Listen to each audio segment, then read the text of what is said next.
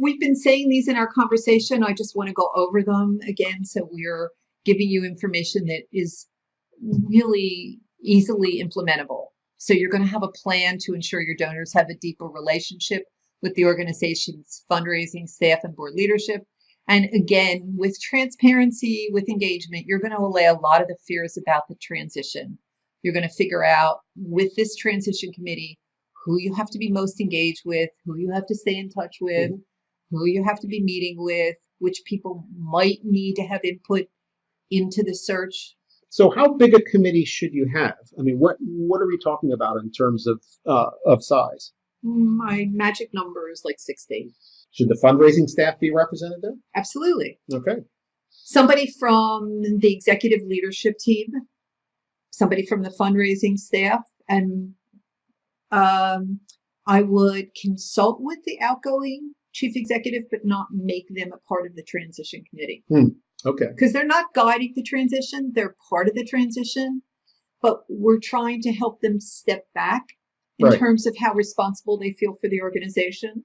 And there'll be a real temptation for that person to, in effect, find a mini me. Either a mini me or somebody who's going to then make them look good. Right.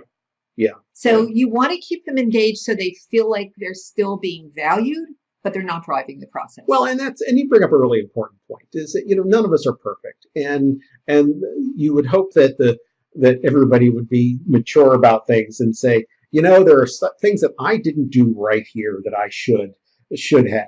But that is almost never the case, right? Because people are sensitive about their legacy and about what the next person might say about them. So Matt brings up a word that I love, and that's the legacy. And really what the outgoing chief executive should be focused on at this point is their legacy. So if they're focused on their legacy and making sure that they're gathering the right information together, that the right people are engaged in the process, they're ensuring their legacy, not their personality, but their legacy. Yeah. So the executive that I talked about before, who did such a beautiful job, while the search was going on, she was creating her legacy. She was figuring out what documents had to be in place, what people needed to be engaged, so that it was such a smooth transition. She'd also been thinking about it for a while, so she wasn't ambivalent about her leaving, right? But she wanted to enjoy the process and the sustainability of the organization. I want to say it's been 2 years, and the organization is doing amazing.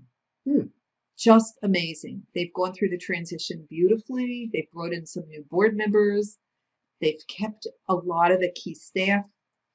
So it really does make a difference. Again, we're looking to both the institutional and individual donors to contribute, help shape the future vision of the organization. And what I mean by that is it's not about personality. They're not helping you decide who you hire, but what the organization needs to be sustainable. Right. That's where you're getting their input. Yeah. The who is almost tactical. Thank you. Yeah. And we don't want to be tactical. We always want to be strategic, right? Right. Because you want to keep their engagement. You want to keep them involved. And you want to know that the organization, mission-wise, is continuing. Sustainability, strong, maybe stronger, but certainly solid. So that's what we're leading to. Here it is. It's pretty simple. The successful transitions include actively engaging donors, and I would say staff, in the vibrancy and resiliency of the organization. Sounds easy. Yeah. There's a lot of planning involved in this, but it's very doable. Thank you so much, Priscilla, for being part of all this, and how fundraising in particular is a major element to the transition process. Like I think we said someplace along the line here, it can be really easily overlooked.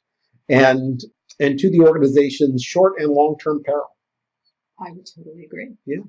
Well, this has been Matthew Hug and Priscilla Rosenwald with Nonprofit.Courses. I hope you enjoyed today's webinar, and have a great nonprofit day.